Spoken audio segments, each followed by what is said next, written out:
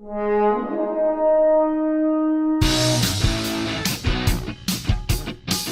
and welcome to the Friday edition of Minute of the Apes, the daily podcast where we break down every minute of the Planet of the Apes movies 1 minute at a time. I'm Todd. Across from me, I have my friends Richard and Sean. Hey, happy Friday. Happy Friday, everyone. We made it through another week. February 23rd. Who could So we've talked on our pre-production minutes. So we're going to tell you right up front. This is a minute where not a lot happens. Not a lot happens is kind of an understatement. This is kind of the second Friday in a row we've ended with like not a lot to lead you into the weekend to get you excited about. Which is very surprising considering how close to the end of the movie we are. But it's also not surprising that what happens here happens because I think they do feel the pressure to kind of escalate action. Yeah, give me a little bit of something. Ooh, hey, we're coming to the end. Yeah, we've been talking for the last 5 minutes. True. Right. True. Good point. There's been a lot of talk. We need to give a little bit of tension. All right. And before we go into that, Richard, when Sean and I were doing this alone, we talked a ton about how this movie, if you go back and look at it, almost exists in little packets where action really almost cuts on the minute. It is diligent at it. And if you remember, we even talked about that early on. It seemed like every 5 minutes. Something different was happening. Yeah, in a movie, in the movie script, it's supposed to be every 30 minutes, propels the story. But in this thing, it is almost to the T that every 5 minutes something happens. Except for that first half hour. Yeah, the first half hour was excruciating, but after that, it was almost like you could anticipate, oh, this is going to be action, oh, this is going to be that, and here's another instance of that. It's just choreography. Just gunfire, ricochet sounds, and choreography, people leaning forward, moving back. So, well, hang on. We're going to start minute 100. Yeah, tell us. With Taylor falling back from gunfire. It's going to end with Taylor telling Zaius to tell them to pull back now. And as a minute 100, we got to 2 living humans, 2 confirmed dead, shrewdness as apes, and a gaggle of humans. Now, did we have... Oh, no, it's in this minute when we lose an ape. Yeah, this is our first spoiler. change. So well, we'll get there. It didn't happen... Well, it happens in this minute, so we can talk about it. But for the next minute, because this minute... You're so excited to update your count, aren't you? I know. I'm getting hives. So, how does the script describe this? I'm not asking you to read it. Is it just a series of Taylor runs outside, Taylor does this? There's gunfire. He falls back. All right, so let's see. The bullet ricochets off the rock wall above his head. Taylor scans the terrain below looking for the sniper. Sniper, his head is visible behind the boulder as he reloads his piece. He aims and fires. Taylor has missed him, but the sniper ducks behind the boulder. Taylor takes her hand. Now, this is what was interesting. This is very different. So in the script, it says Taylor takes Nova's hand and they race back up the trail to where Zero End is standing. Outcroppings of rock offer some cover here. Taylor pushes Nova down behind a rock and signals for Zero to follow suit. As we know from the actual scene, Nova, Cornelius, and Zero actually take cover under the scaffolding that leads up to the cave. Okay. They've kind of hidden down below there, while Taylor has stayed outside of the exit of the mouth of the cave and has kind of pinned himself between the same place that he was actually originally being kind of fired upon by the 2 gorillas up above. Now we have one stationed down below the scaffolding. So it's really about Nova, Cornelius, and Zero taking cover under the scaffolding. Right. And which is very clumsy the way they got under it was very awkward. And about Taylor kind of being pinned in and reacting to what's happening to the snipers. And we've still got Dr. Zaius just kind of inside the cave, fondling the doll now. Gross. So let's start with the way that Cornelius and Zero go underneath the scaffolding. And they care enough about Nova at this point. They pull her in. There as well, right. Yeah. They've grabbed her to keep her away from fire. So are they that nurturing that they really feel that they care enough about Nova? Well, if nothing else, if you drag her under there with you, that means there's not a target for other people to be shooting at. Yeah, that is true. From a self-preservation, but I really think they are trying to protect her as well. So go ahead, Richard. It would make sense again if Nova were pregnant. I thought the same thing. As soon as I said that, I thought, wow, if she were pregnant, that's built into it, but your script does not call for them to pull her in. No, it does not. Taylor's protecting her. Right. Meets with Zero, and they kind of fend themselves off from there. But they might have actually gotten into the scene and thought that they could actually execute that, but based upon the way the set is designed, realized they couldn't do those same movements. They had to get them underneath. I mean, the way it's set up, they couldn't have executed what they had in the script. So, from an ambush standpoint, is it not a smarter tactic for the guerrillas to have lined up flat parallel to the exterior of the mouth of the cave, so they're just shooting right into it or instead at least of wait for everybody to get out before you start shooting. Yeah, the two snipers that were above the top of the cave right. went back to that same location to shoot down. Yeah. Right. The only thing that really changed is that the one sniper is now on the bottom, on the beach to the left of the cave, right, shooting up. The other guerrillas are now still wrestling with Lucius, right, on the side. Yeah. Yeah. And he's been almost butt of a rifle whipped. He's been Godfather whipped. Godfather whipped. We also get the movie tropes of no matter who shoots at me, if they're going to miss me, they're going to hit something that's right next to me, and it's going to ricochet off it, and make the pew noise, even though it's lead hitting bamboo or lead hitting a rock wall. Pew! I'm surprised there are no sparks. If there's like somebody hiding behind a body and it hits the body, there's not spark and pew. I don't know about you, but if I've ever played paintball, I make those exact sounds when I shoot. Pew, it. pew. Pew, pew, pew. I mean, they do have those little cap explosives, actually. Oh, yeah, I know what they are. The They're rock. little dust balls, Yeah, that pop dust as it hits the rock on Yeah. the side. I mean, yeah, you definitely for sure. get something, but we But talked it's about always a movie trope of you hitting right next to the person, never the person. and we talked about this in the pre-pro too. That Taylor is against the rock face, but the rock face doesn't have any outward protruding To hide elements him so to hide much, behind.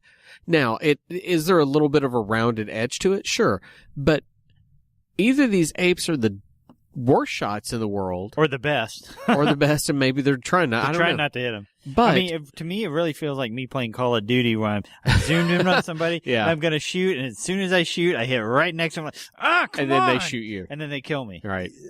Taylor has the Force. Yeah, of course. And Is that what it is? And that's why when the robot monkeys shoot at him, the Force kind of bends the gunfire around him so it actually never really hits him. I swear to God, if they start going Roger, Roger, I am checking out. They might Roger, as well. But, I mean, this is classic, gunfire standoff situation where nobody hits until they really need to hit. Until what they Taylor need to leans do. out and one shot kills the guy. Everybody's a bad aim. Right. Maybe those gorillas need to go in and grab those glasses from the old man that was inside. Yes, they do. Because that gorilla, there's a shot of the gorilla down below where he has the gun and it's literally, I'm doing the wrong hands, but he's got it in his hands. The hands that not everybody looking can down see. the barrel. He's just like, he's holding it He's out in holding front it of hip him. waist. He's hip firing, yeah. He looked more, the way he was holding that gun looked more like I would expect somebody to hold that baby doll than holding a rifle Hip-fire the shooting baby at some, doll? Yeah. He's got giant monkey gloves on, though. I mean, it's not Monkey gloves. He's got giant monkey gloves on, like he can, precision fire a gun. Well, let's be honest. He's also got a snout on the end of his face, and snouts are not exactly conducive for aiming your rifle. Well, here's some... And this is a movie, and we are on a set. Stop it! I mean, Stop it! Somebody Stop it! wrote all this breaking the wall down. Exactly. And they're not actually in the future. So What? Taylor does, when he gets out of the cave and he gets the first couple of shots back and forth, he does actually kind of move up a little bit from the cave to a little bit of a clearing slightly higher above to try and get a better shot at the sniper up above. He actually moves up from the cave to a kind of a small landing. A little bit elevated. Yeah, a little more elevated. Now, here's something, and I don't know if you're going to play this here. We're watching the movie here. I was actually going to... Look at the bottom of his gun when he holds it up across his chest. I swear there's not a clip in it. Yeah, they have these weird rounded clip type things to them. They're so recessed in there or something. I don't know. I mean, literally looks like there's not a clip. Hang on. Keep I would, playing. Oh, yeah.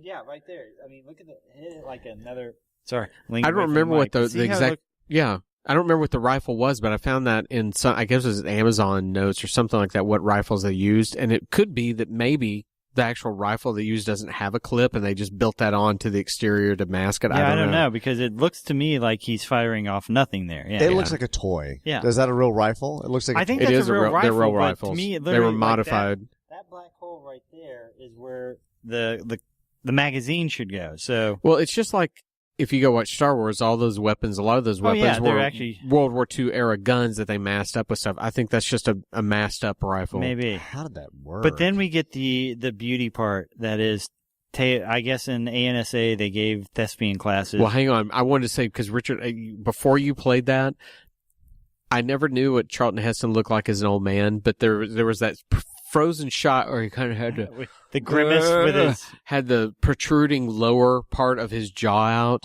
It was just the most teeth. Yeah. The most agonizingly overacting moment in the world. This is what he got paid the big bucks. Yeah. He is acting his ass off with nobody shooting at him right Yes. now on a face cliff, going, So, Sean, go ahead and say it. I know yours.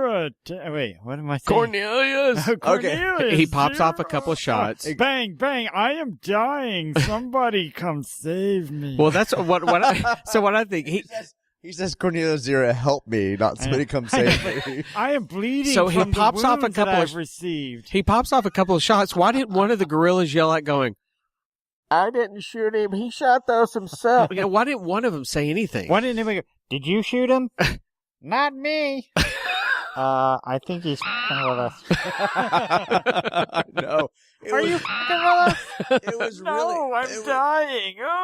It was really just the worst fake ruse ever. When he's like, hush, hush, kids. Watch Daddy do it.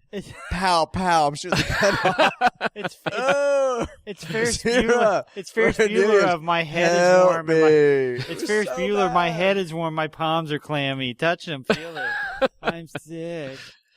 All right, so he does that hoping to lure Zaius out. We know is that how it lures Zaius out? I think so. Or just kind of, I guess that's a point because if because he thinks he's wounded, thinks he's dying, so they did their he'll job. come to gloat and The tell him to snipers read have the got 13th them. scroll. And I'm going to read you the 26th scroll. It says, "Fuck you." Well, okay, so what was really, really amazing Dramatic. about this next moment, and this had to be kind of a director's dream. right.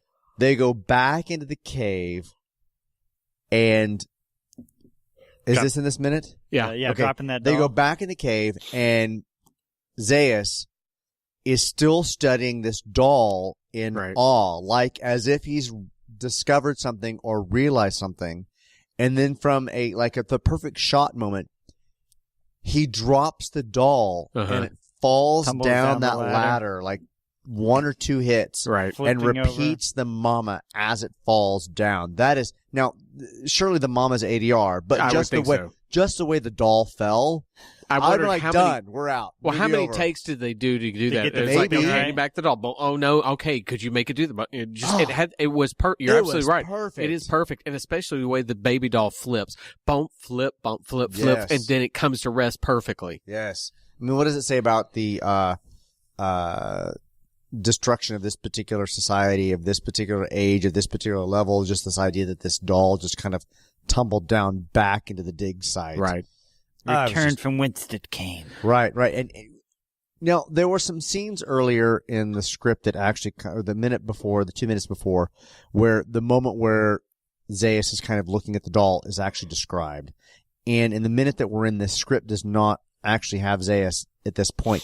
Zaius is outside. Oh. So to actually see them leave Zaius inside with the doll to kind of ponder where he's at and what's going on is fascinating. Well, it's one of those shots that's either perfectly done or heavy-handed. Because we're going to exaggerate once again, Mama! Rosebud. Yeah, it is. It's very much, let's one more time accentuate what you've learned before we go sacrifice him to Taylor outside. And when he comes outside to Taylor, he tells him, I ought to kill you, or something to that extent. The whole moment is nothing but a shootout to give us excitement, a ruse to get Zaius outside so that Taylor can shove his rifle into his back. Right. And have leverage against the gorillas. So, what are we doing? We're setting up the end of the movie so that he can get away. Pretty much, yeah. We've got 13 minutes left in this movie. Right. If you were in the theater, would you think this was coming to the end just based upon this moment? I would almost think you'd have to. This film, I mean, what other questions could it pose if it's not going to pose the final question that gets answered? Where am I? Or why are humans and apes so different? Or what happened there? Yeah. I mean, there's nothing else it can do. Would you see this as kind of the final action sequence before we move into the end? Would you expect more? Would you expect... Well, here's the thing. I don't know how well-informed people were to movie lengths back then because, you have an ad, you have a newspaper ad, and in that ad, they usually will list a time limit or a length. And when you go to buy a ticket, a movie's going to be X amount of length, but how many people are sitting there going, All right, we're at minute 100, minute 95. This movie's almost 2 hours, so we've got 10, 20 minutes to go. Yeah. I don't know how often people were doing that compared to today, where you can go, oh, not only do I know how long the movie is, I know if there's